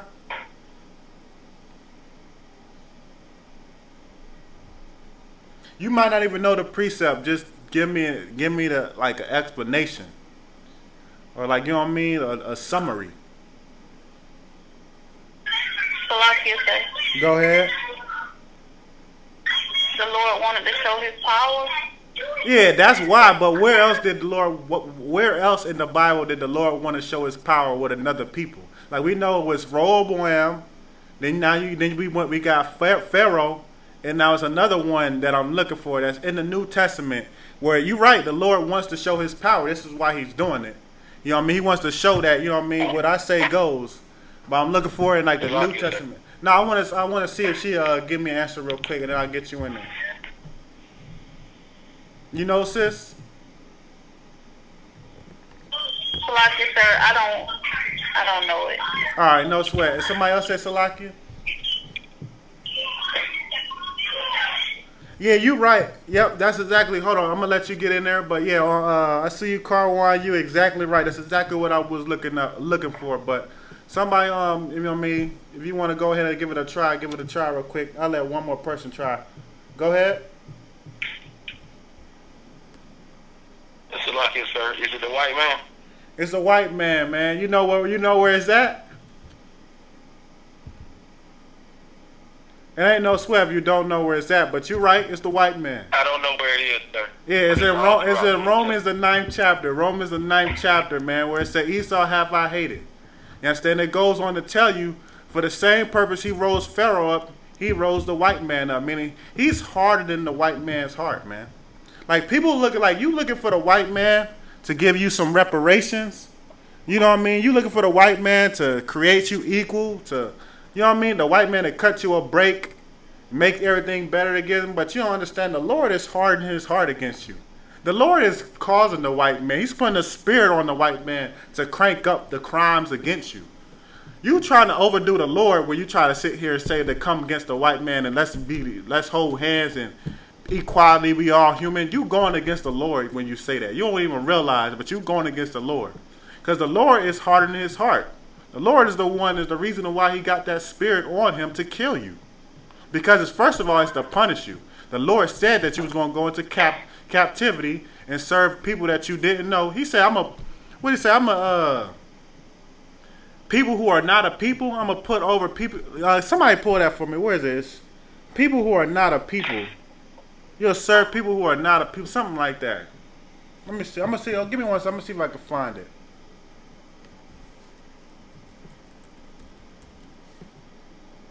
If you know it, just say Salakia and let me know.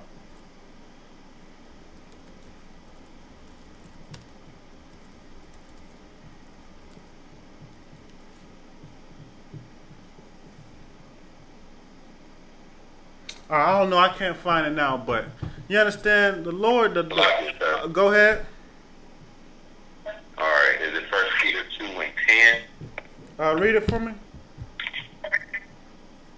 All right. 1 Peter 2:10. Which in time past were not a people, but are now the people of Yahweh. No, which that's had not attained mercy. No, that's not. Yeah, that's not what I was looking for. It's something along the lines of.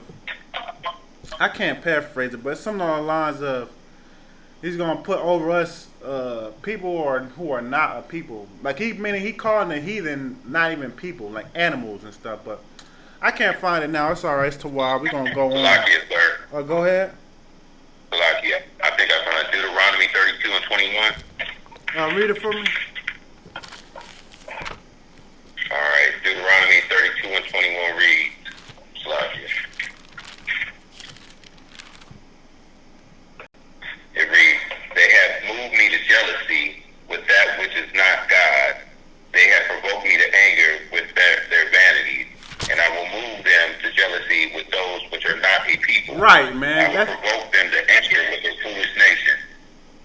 That's exactly what I was looking for. You understand? He will move us to a people who are not a people, man.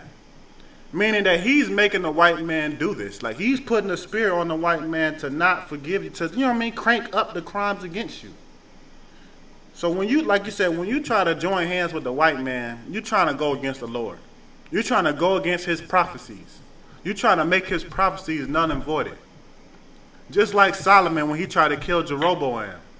You can't go against the Lord and make his prophecies a lie. If he says it's going to happen, it's going to happen. You know what I mean? But yeah, that's what I was looking for. Esau being raised up just for the same purpose that Pharaoh was, just like Rehoboam right now. You know what I mean? He's hardening Rehoboam's heart. He's put a spirit on Rehoboam so he don't hearken to the Lord, so he don't listen to the Lord. Because if he had the spirit, Rehoboam had the spirit on him, what he would have done?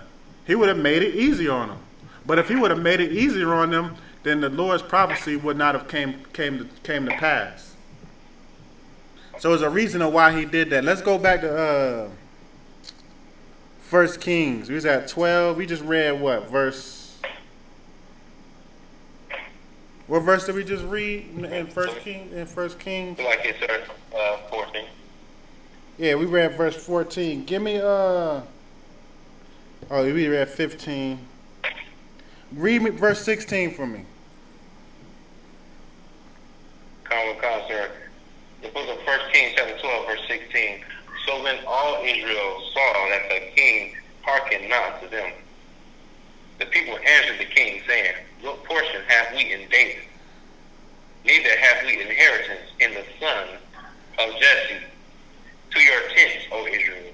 Now see to thine own house, David.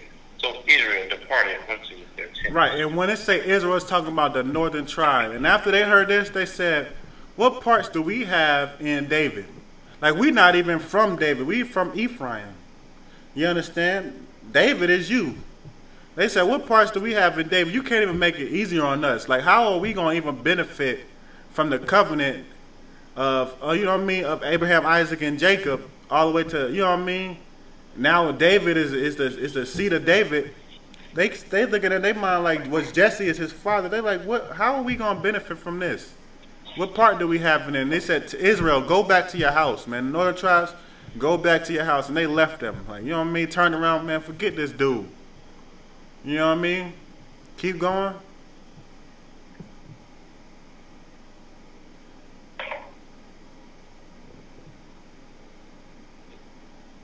Okay. Verse 17. But as for the children of Israel, which dwelt in the cities of Judah, Rehoboam reigned over them. Right, but the ones that stayed, that lived in Judah, that didn't live in the other nations, they lived in Judah, they, you know what I mean, Rehoboam stayed and reigned over them. Keep going. Then King Rehoboam sent Adoram, who was over the tribute, and all Israel stoned him with stones, that he died. Therefore King Rehoboam made speed to get him up to his chariot to flee Jerusalem. Right. So then after they was in they, you know what I mean, they houses, you know what I mean, Rehoboam sent one of his servants that was over tribute, meaning he was the ones that collect the tribute, the money, the taxes. You understand? He sent them to collect the money from them. And instead of them giving their money that they owed, they stoned them to death, man. They caught them, grabbed them up, buried them, and then stoned them, killed them with stones. So then when Rehoboam heard this, you know what I mean, he got his men, and he was ready to go to war with them. You know what I mean? Keep going.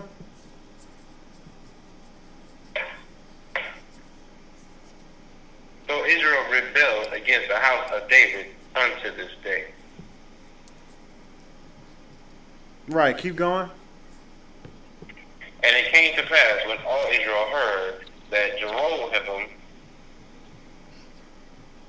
was come again, that they sent and called him unto the congregation, and made him king over all Israel.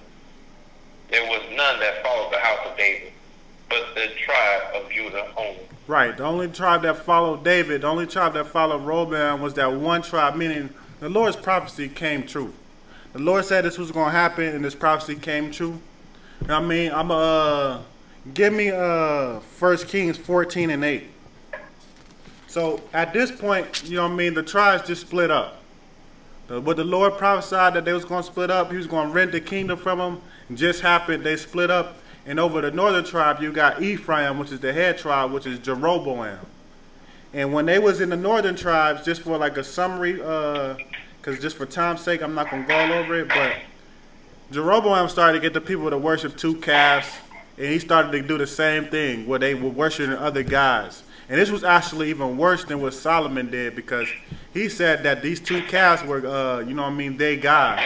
And the reason why he did it, you can read the story for yourself, but the reason why he did it was because he didn't want the, when Passover was going to come over, he knew that all the northern tribes was going to go back to Jerusalem to celebrate the Passover. And there they would be known, they would witness brotherhood, they'll be together, and they will stop serving, you know what I mean, they will pretty much go back and join Rehoboam again. So he didn't want that to happen because he thought that once that happened that they're going to kill him. So he started to get them to follow other gods. And so now we're going to jump all the way down to 14 and verse 8 to where they end up getting cut off from what Jeroboam did.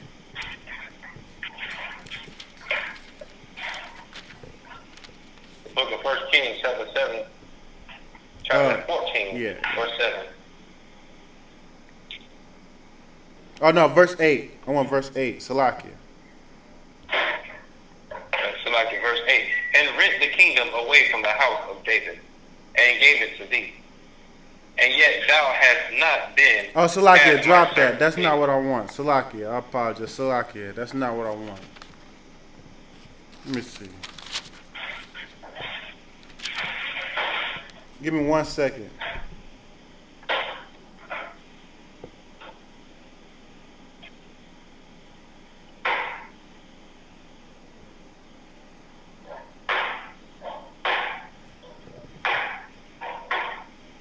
Give me verse 10. It's verse 10.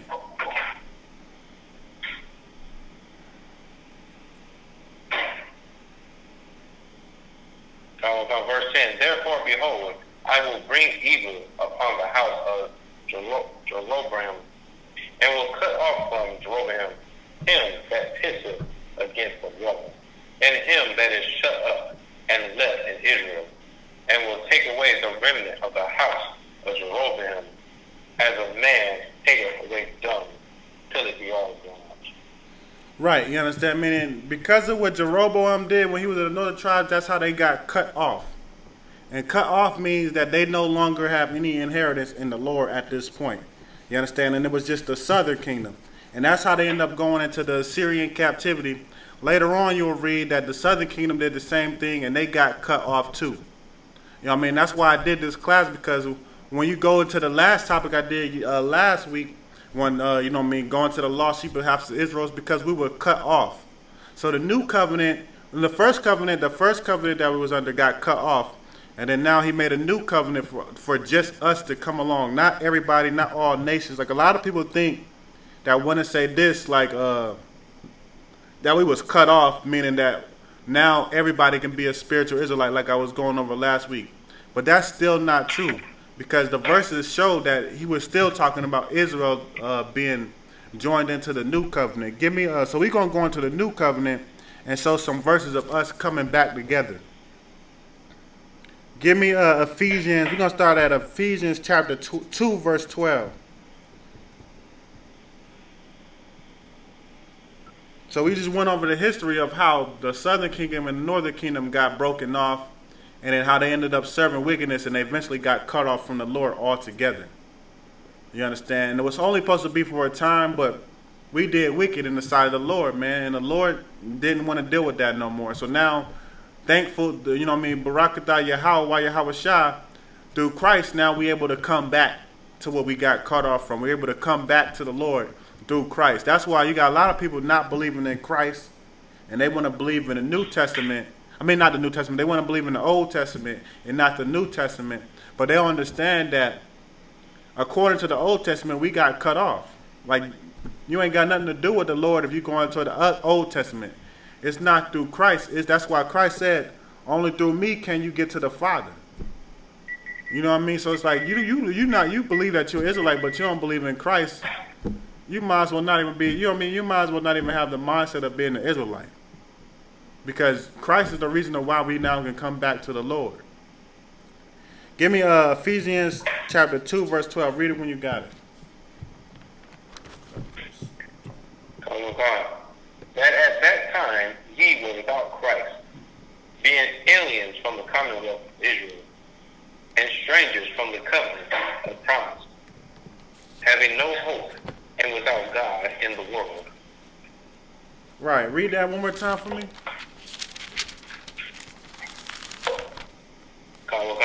That at that time ye were without Christ, and being aliens from the commonwealth of Israel, and strangers from the covenant of promise, having no hope and without God in the world. Right, and that's where it says strangers, because a lot of people see, like I said in the last class, a lot of people see strangers think automatically Gentiles, but we just showed you why we were strangers from the Lord. You understand? Because we got cut off. But Christ came in to bring us back together so we can be with the Lord. You understand? And that's why I went over that, because it gives you a better insight or better understanding when you read in some of these New Testament verses. So you don't think that it's talking about being joined with the white man and all these heathens, but us being joined back together because we split. But through Christ, because of Christ, were we able to come back together. Before then, we didn't have no hope. There was no hope of getting the promise. You got cut off from the promise. But now Christ come back, you have hope now, and now you can serve the Lord to get the promise from Abraham, Isaac, and Jacob. Read the next verse. Verse 13, but now in Christ Jesus, ye who sometimes were far off are made nigh by the blood of Christ. All right, yeah, 1 second. So, like, hold that and give me, I got a question online. Give me Ezekiel 31, and it's 1 through 8. Let me see, hold on. It's 1 through 18. I might not be able to do all those now just based off of time. Let me see. Hold on, let me see. Give me 1 second. Give me Ezekiel chapter 1 and chapter 31 and start at verse 1. Read this real quick.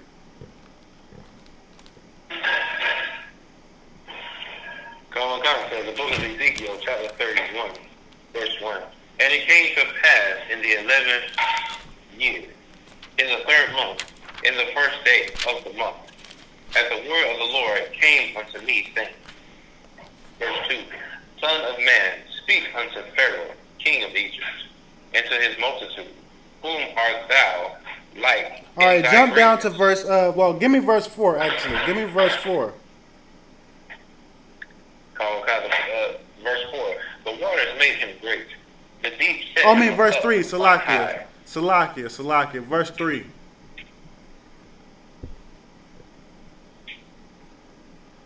Behold, the Assyrian was a cedar in Lebanon with fair branches. Right, so his question, hold on, stop right there. So the online question was, who are the trees in this verse? He's trying to figure out who's the trees in this verse, which this is a great verse. I love this chapter. So it shows you right here, it says, the Assyrians was a cedar in Lebanon. To be a cedar is what? A type of tree. So that's when you have to look at what it's saying, Assyrian. The trees was Assyrian. Now I'm going to give you a little bit more breakdown, but that answers your question. The Assyrian was, these trees that it was talking about in this chapter, is actually the Assyrian. And this is important to know because a lot of people don't realize, like a lot of people think that Adam and Eve was the first ones born. You know what I mean? Like Adam and Eve was on the earth, nobody else was on the earth.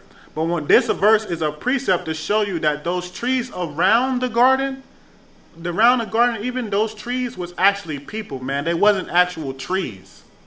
You understand? Like when you look at it, you got to understand the context of what it's talking about. But those trees that was sitting around the garden was people. Those wasn't actual trees that you can pick fruit off of. You understand? It even goes into the family tree. Like a lot of people relate the family tree to their family. You understand? You have the one that everybody's your great grandmother, being the root of the tree, and then branches off to all the families that's a part of that same family. That's why they come up with the family tree. But it shows you right here. Read verse 3 for me again. The book of Ezekiel, chapter 31, verse 3. Behold, the Assyrian was a cedar in Lebanon with fair branches. and with a shadowing shroud, and of an high stature, and his top was among the thick bones. Right. The cedar means the tree. You understand, with fair branches. This is the talking. It's talking about the Assyrians because it just said the Assyrians, but it's describing them as a tree with long branches and thick boughs. Meaning it's a healthy tree, meaning that they were a healthy nation. You understand, a prosperous nation. It's giving you the idea that this Assyrian was a strong nation at this time. That everybody done came to this nation to, you know what I mean? Like it starts to. I'm not gonna get into it all for time's sake. But it starts to go into how the waters came up into the tree, and meaning the other nations was coming up into the tree, making this tree greater because they was paying tribute to this tree. You understand? It's just like the white man would be a tree now. You explain the white man as a tree now, all the other nations do what? They serve the white man in some type of way to make the white man more stronger, make the white man's tree more healthier. You understand? Jump down to verse 8 for me.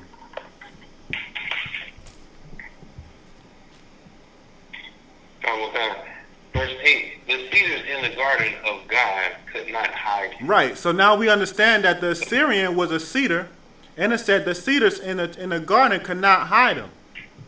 This shows you what garden is it talking about. It's talking about the Garden of Eden. That's the garden that it's talking about in this verse. And it shows you that those cedars that was around the garden was people, because they could not hide them, meaning that these people was a great people. Keep going. Verse 8, the cedars in the garden of God could not hide him. The fir trees were not like his boughs, and the chestnut trees were not like his branches. Nor any tree in the garden of God was like unto him in his beauty. Right, now, does a tree has a gender? I want to know that. Anybody, does a tree has a gender? Can you look at a tree and be like, that's a boy and that's a girl? No, you can't. A tree doesn't have a gender. You understand? Trees don't consummate and have baby trees. You understand? They grow from seeds. Trees don't have genders, man. So why is it saying his boughs? It's showing you that it's a nation. Being a man, being the progenitor of the nation, because the nation is in his seed. And it's showing you that this is a nation. And it goes on to tell you at the bottom, at the last verse, nor any tree in the garden of God. The garden of God is the Garden of Eden. Was like unto him in his beauty. Meaning this was one of the greatest trees in the Garden of Eden. You understand? The Assyrians. Read verse 3. Start from the top of verse 3. Just read to where it says Assyrians in verse 3 again. Now comes the book of Ezekiel, chapter 31, verse 3. Behold, the Assyrian was a cedar in Lebanon with fair branches. Right, the Assyrian. No, just that. That's one. The Assyrian was a cedar. You understand? In Lebanon, man. That cedar tree was the Assyrians. So that answers your question. The trees in Ezekiel 31 is the Assyrian. This is what it's talking about. You understand? It's people, but the main tree it's talking about, which is the cedar tree, was the Assyrian nation. So let's go back to Ephesians. That answers your question. Let me know if that answers your question, Gary Thompson online. Let's go back to Ephesians. Who is that? Chapter 2. Give me chapter 2, verse 13.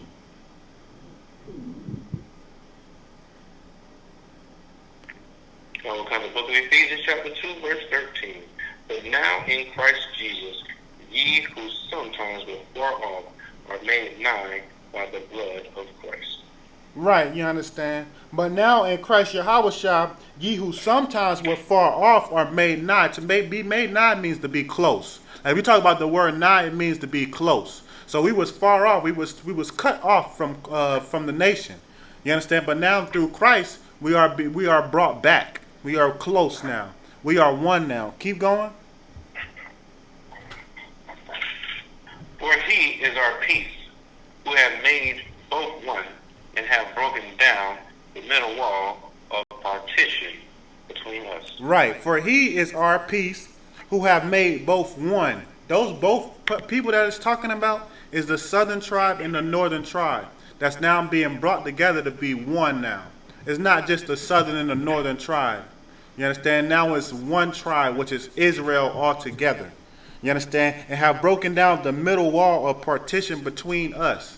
Meaning that there was a wall up, you know what I mean, to separate us from each other, to show our hatred towards each other. You know what I mean? That wall has now been broken down through Christ. That's why we in the I.S.U.P.K have blacks, Hispanics, and Native Americans in our school. Because we breaking down that wall through Christ, man. Bringing the nations back together through Christ. You understand? Give me, just read that verse for me again, verse 14. For he is our peace, who has made both one, and have broken down the middle wall of partition between us. Right, you understand?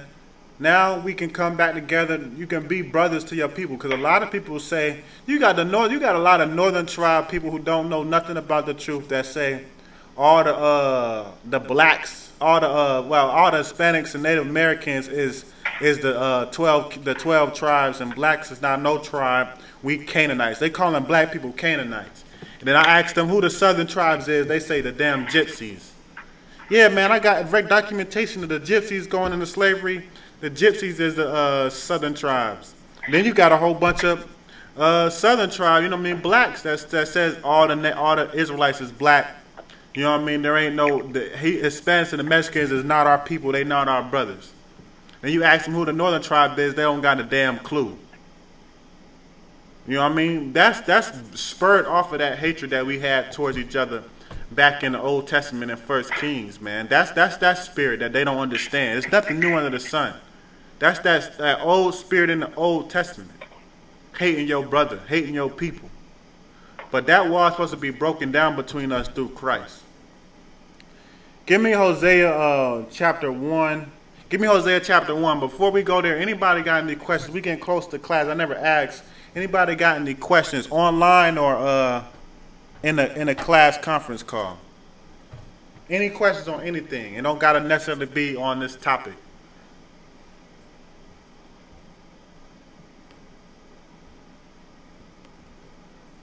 Anybody got any questions? No questions. Yes, sir. Go ahead.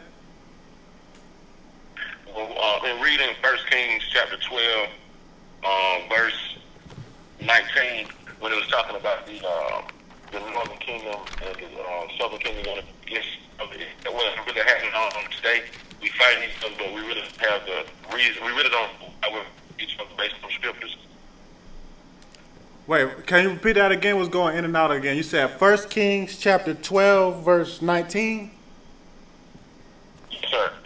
And you said what about it? That's what we've been talking about. Yeah, I was asking if that applies today, because, like you said earlier, we call all those tribes, they hate the black people's guts, so to speak.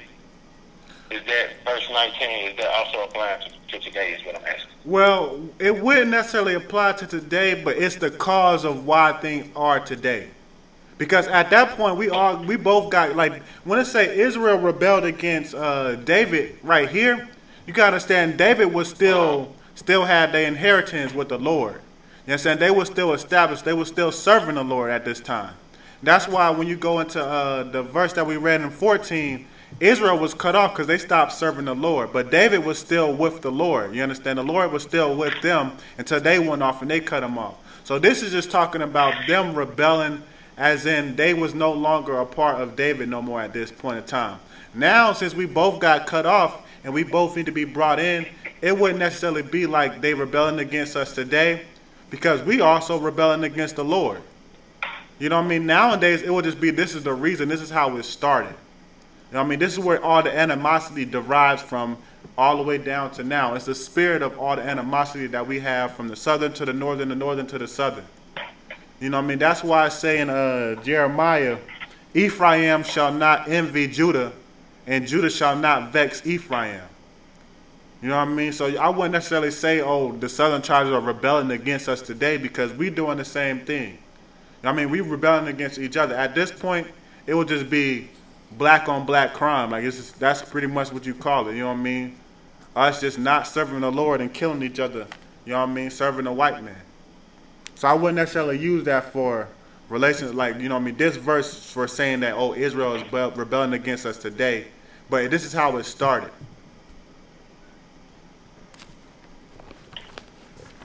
Salaki, sir. Yeah, go ahead.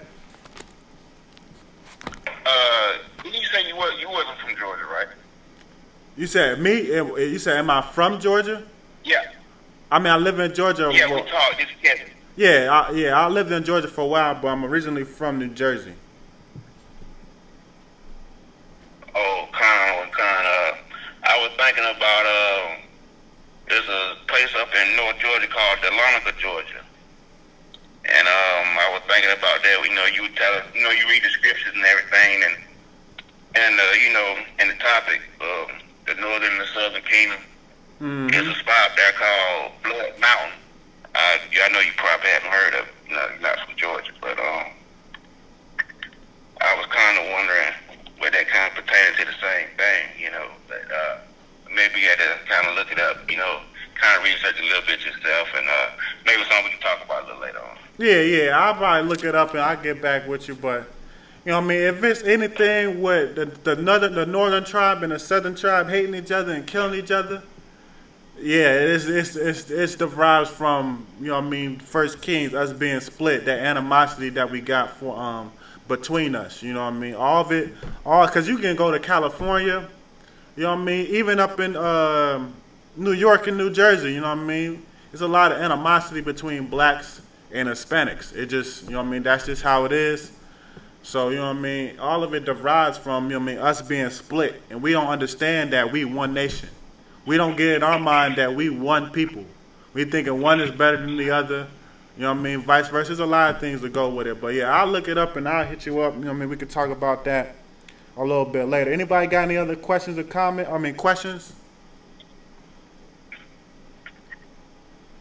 Salaki, sir. Go ahead. When we were discussing about listening to our elders, would 1 Corinthians 13 and 11 be a precept? All right, somebody pull that for me. Hey, Hadar, you can pull that for me. 1 Corinthians. You said 1 Corinthians what? Chapter 13, verse 11. Yeah, you can pull that for me, Hadar. Hold that Hosea one that I told you in it. Pull 1 Corinthians 13 and 11 for me, Baba Kushah. Sir, the book of 1 Corinthians, chapter 13, verse 11. When I was a child, I spake as a child. I understood as a child. I thought as a child. But when I became a man, I put away childish things. How was this, like, what you trying to say about this, like, being a precept for it? Like, what type of context are you trying to use? When we was reading from Deuteronomy 32 and 7. Yeah, I wouldn't necessarily precept this verse with that. I see what you're trying to say. It's like, when you grow up, you should listen to your elders, but when you were a child, you do childish things. But, no, I wouldn't necessarily precept this one with it, because this one can mean a lot other things than that's different from this. Like, what this means is, you know what I mean, when you were a child, what type of things you do as a child? You know what I mean?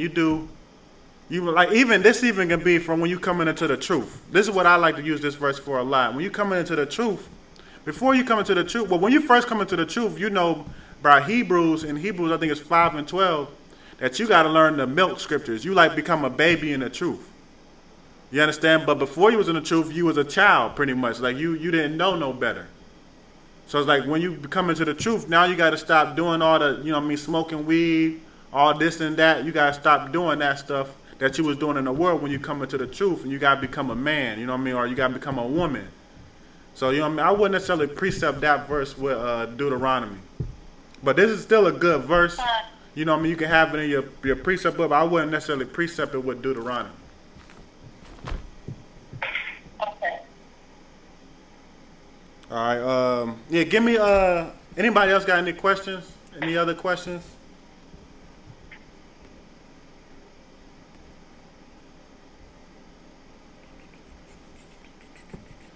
All right, give me Hosea. Yeah, give me that Hosea verse 1 and 10. Baba Kushah.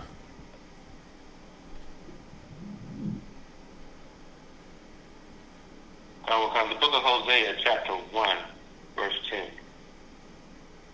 Yet the number of the children of Israel shall be as the sand of the sea, which cannot be measured nor numbered. And it shall come to pass, and that in the place where it was said unto them, Ye are not my people, there it shall be said unto them, Ye are the sons of the living God. Right, you understand? In America right now, or not even just in America, Puerto Rico, all those places that we are, you know what I mean? Cuba, UK, Canada, you know what I mean? Caribbeans, anywhere where we at now, where it said that we are not the people of God, you know that's one of the main things that they tell us. We are heathen, we are Hamite. You understand? There it should be said, we shall be the children of the living God. Go to the next verse.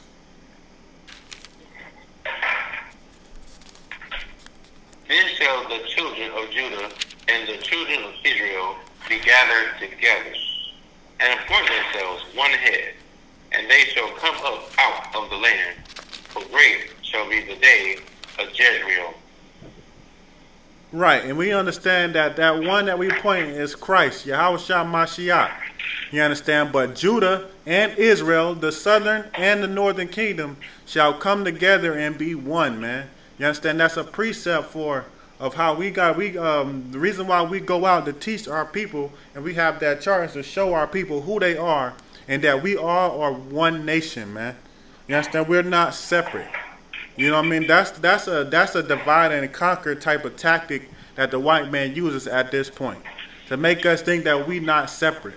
But we gotta understand, we gotta stand and fight for each other, man, because it's gonna come a time to where we need to get together so Christ can be the ruler over all of us. Like Christ come and brought us back together. That was the main thing that Christ was teaching, was brotherhood and us coming back together. That's why he went into the Gentile areas, not to teach the Gentiles, meaning the heathens, but the Gentiles, meaning the ones that didn't know that they was Israel. The ones that was afar, that he was going to bring nigh to him. You understand? So I just wanted to pull that verse to show you. It's a couple more verses, but I wanted to pull that one to show you that, you understand, just because a split happened, because of Christ, now we got to get back together. You understand? Now we got to be one nation again and serve the Lord righteously. You understand? Have brotherhood so something like this won't happen no more, because the product of us splitting is the lack of brotherhood. You understand? That's why it's so important that you have brotherhood, because it can split your nation up. You know what I mean? It can get people to hate you. Like a lot of people now, you know what I mean? You're in the world, a lot of people now, even like Southern Kingdom people, like, you know what I mean, Jamaicans and Levites, they hate blacks. You know what I mean? Blacks in America, because we just have an arrogant type of, you know what I mean, feel towards us or something like that. We real, you know what I mean, masculine. You know what I mean? But you gotta understand, black people go through so much in America. It's only natural for them to have that type of spirit, because black people really get it the worst, you know what I mean, out of all the tribes. You understand? But a lack of brotherhood to have other people hating us. You know what I mean? But if we show brotherhood, we should be able to build a nation. That's why I say the scepter should not depart from Judah. Man, it's a lot of pressure on Judah. It's a lot of, you know what I mean, weight that Judah has on us, because we have the scepter until Shiloh comes, until Christ comes. You understand? So, I mean, we got to show brotherhood, and even the other nations, you know what I mean? It's not just on us. Even the other nations, we all got to show brotherhood, because we all one people. But I'm about to go ahead and close the class out. I'm going to ask one more time. Anybody got any questions before I close the class out? Because I have no more verses.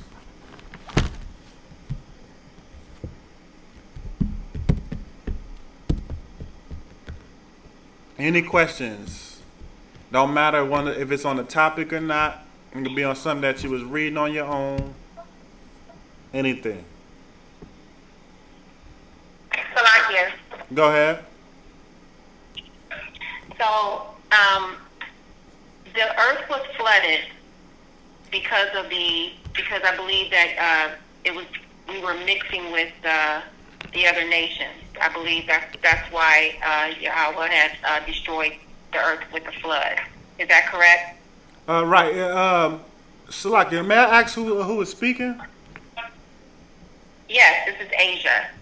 Okay, yeah, I didn't get your name down for class, so that's why I was trying to make sure I got your name down. I probably Oh, didn't hear I'm that. sorry. I'm sorry. I'm Brother L's. Oh yeah, yeah. Where? Oh yeah. Duh. Yeah. Duh. Okay. Yeah. Yeah. The Earth. If you want to pull that, where's that at? Where's that? You know the chapter, the precept for it. I No, know it's I in. do not. It's in Genesis. Let me see.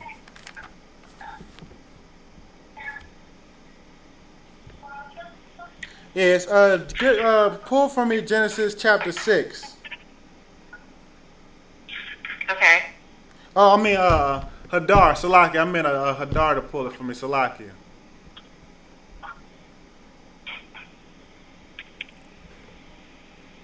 Come on, Consul. And give me start at verse 1. We're gonna run through this real quick. Start at verse 1. Come on, Consul. The book of Genesis, chapter 6, verse 1. And it came to pass, when men began to multiply on the face of the earth, and daughters were born unto them. Right, you Verse understand? 2, that the sons of God. Yeah, right, I understand. Just after I'm gonna let you read every whole verse and then I'm gonna just do like a quick little summary on it and then we're gonna breeze through this. That's how I'm gonna do it, if that's alright with you, Adar. Salakia. But yeah. Come on, Consul. Men, as it came to pass, men began to multiply on the face of the earth, and daughters was born unto them.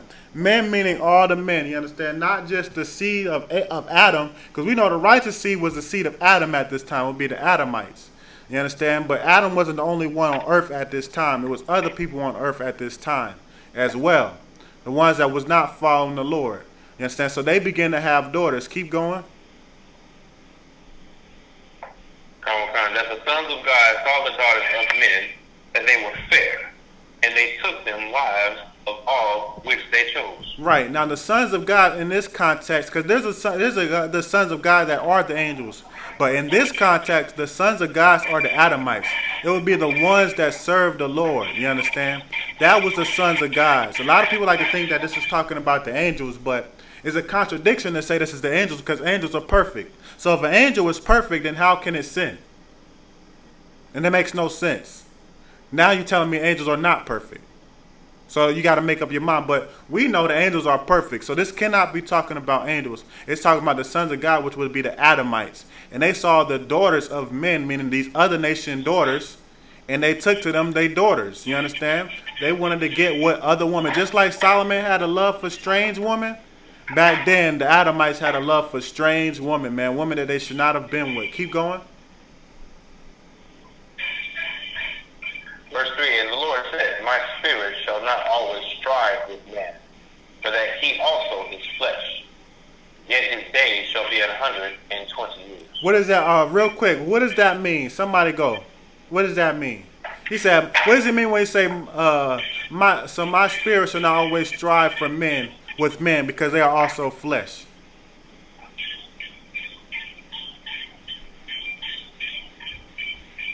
This is in the same context of what we about to get into, which is the flood. But why did he say, my spirit shall not always strive with men because they are also flesh?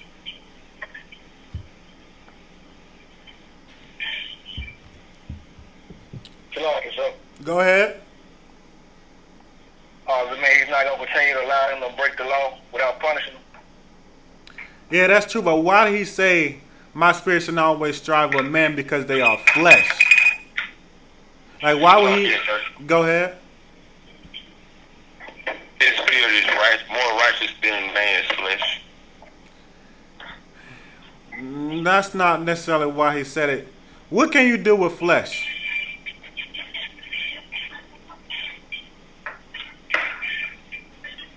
All right, Tom's sake, I'm gonna... Oh, go ahead. You can kill flesh. That's exactly why he said it. That's exactly why he said it. He said, my spirit shall not always strive. Why am I going to go back and forth with these men when I could just kill them?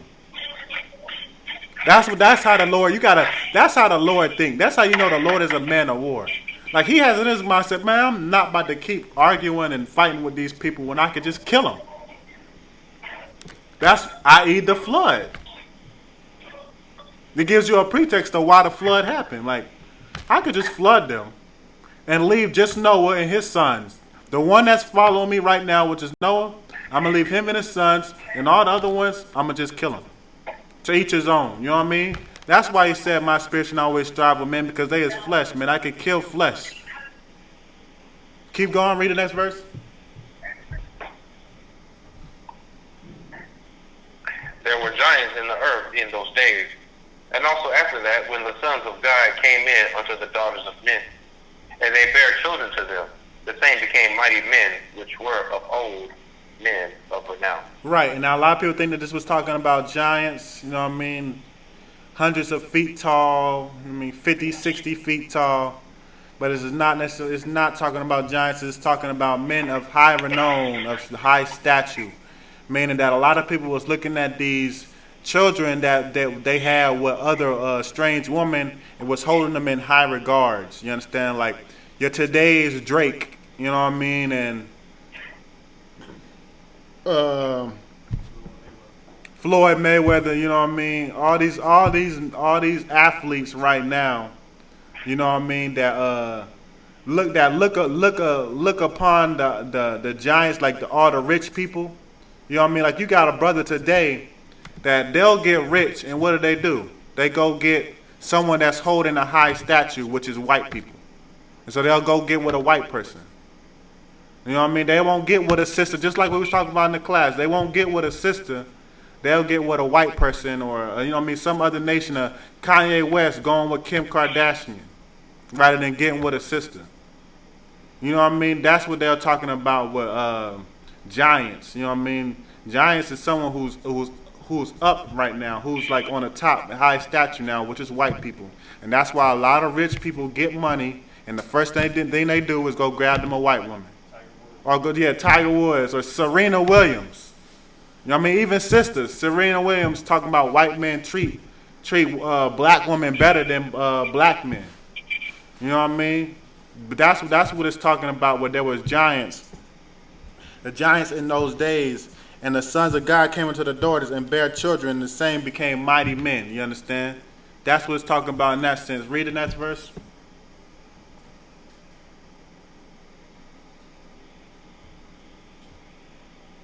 And God saw that the wickedness of man was great in the earth, and that every imagination of the thoughts of his heart was only evil continually. Right, keep going.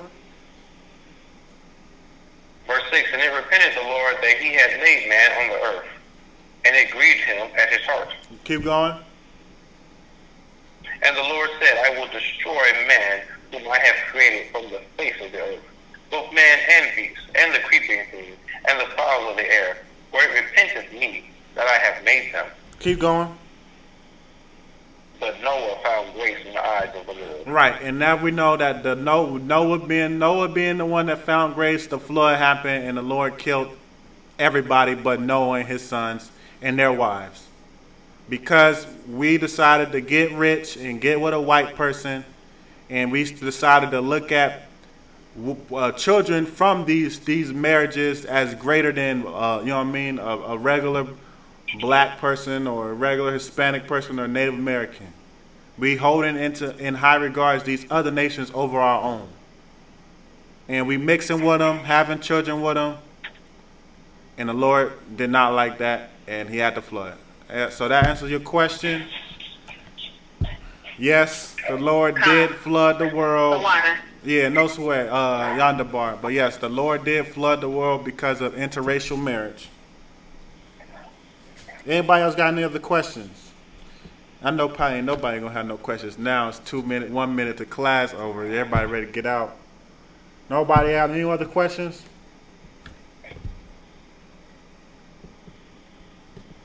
All right. Well, we got class tomorrow on Wednesday. The I.S.U.P.K law class taught by Officer 5000 TITHES from 7 p.m. to 9 p.m. We got the call-in conference. That's number is going to be open, as well as the online class that you can tune in. So if you tune into this class, if you're free, make sure you tune in tomorrow to the law class from TITHES. You know, it's going to be a strong class on the law. With that, we're going to go ahead and close out the class. You know, shalom, yabashim yasikata, shalom, shamar, latabashim yasah. To the people online, go ahead and stop the online video.